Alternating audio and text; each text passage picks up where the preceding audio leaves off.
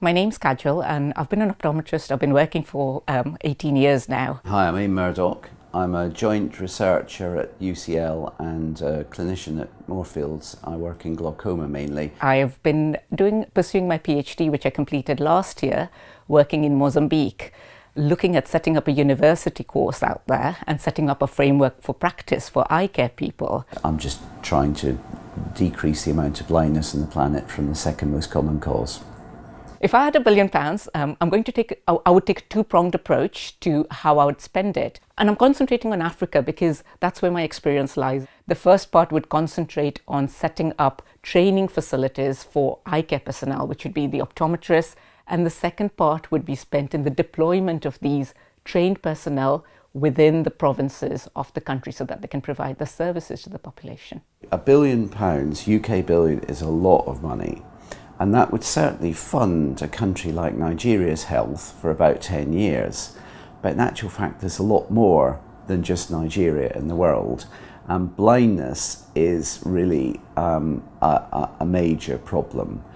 And so you cannot do resource supply because you're going to run out of money. What you have to do, in my opinion, is capacity strengthening.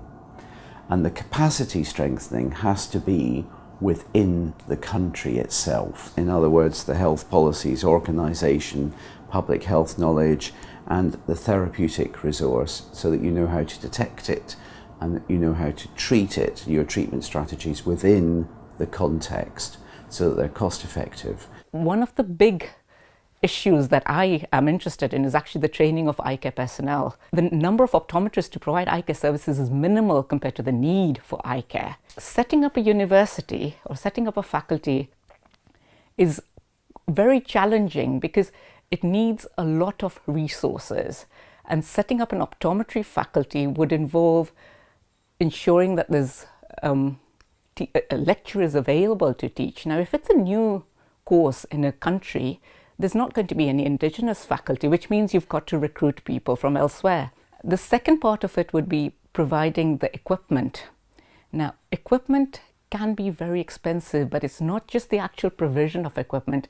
It's about the maintenance of equipment. It's about looking after it. It's the responsibility that goes with looking after the equipment. You've got to have appropriate technology. It's no good putting in anything that's wired to the net because the developing world does not have hardwired internet and adjuvants, but if you go to mobile phone technology, then a lot of them have that, or it's growing. It's the fastest growth on the planet. Then the other segment of it is the students who are going to enroll in the optometry course. What level of secondary education do they come in with? Is it good enough for them to be enrolled on the course? Would we need a foundation year to make sure that they're all equivalent when they enter? The other recruitment policy, which is always very interesting in a lot of these countries, is students are recruited from provinces so that they can be deployed back. Now, it's very important to think about this because if you recruit from these provinces, deployment is a lot easier because students want to go back to their home countries. The situation which arises is a lot of students concentrate in the capital cities or the big urban town centres. So services are not provided in all these provinces. So infrastructure has to be built. So the funding would be allocated to a lot of these avenues before the students are even recruited into the course. You need to train at all levels. There's a pyramid of care. You've got to have the lot because it's no good if I'm a primary healthcare worker and I refer to you, right? And I say, oh, right, he's got a problem. Okay, great, he's got a problem. I can fix that. That can be cured. I refer it on up to you and you can't do it. So there's no good just pumping money in finding the disease. You have to have the whole structure so you can treat it. So your people on the ground don't lose street cred. So we need to provide some kind of continuing education framework. When they have a challenging patient, they have someone to ask, what can I do about this? And the other bit is referral structures. So in a lot of these countries, there's very few ophthalmologists. In Mozambique, where I was working, there were 8 ophthalmologists for the whole country, and that's for 25 million people.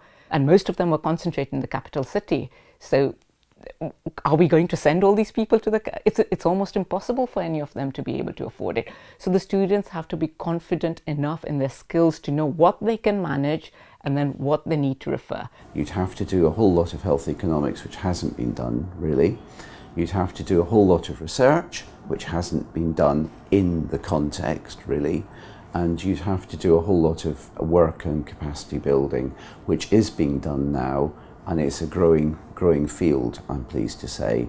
If we think about a country with, say, 11 provinces, and every province has one main hospital and then health centres surrounding it, we've got to create posts initially at the main hospitals, and then as more students graduate within the health centre, so that the community has actually got access to it. We've also got to think about things like costs of this care. Now, can people afford the care? Can they even get the transport to actually make it to the health centre? Are they aware that when something goes wrong with their eye, they need to access it? So awareness campaigns have to be created. And a lot of these things can then be sustainable, because when the optometrists are working, they would actually be issuing prescriptions which could then generate money. So within, we would hope, a few years, a cycle, the money generated would actually pay for the optometrist's salary, would pay for the equipment the optometrist needs.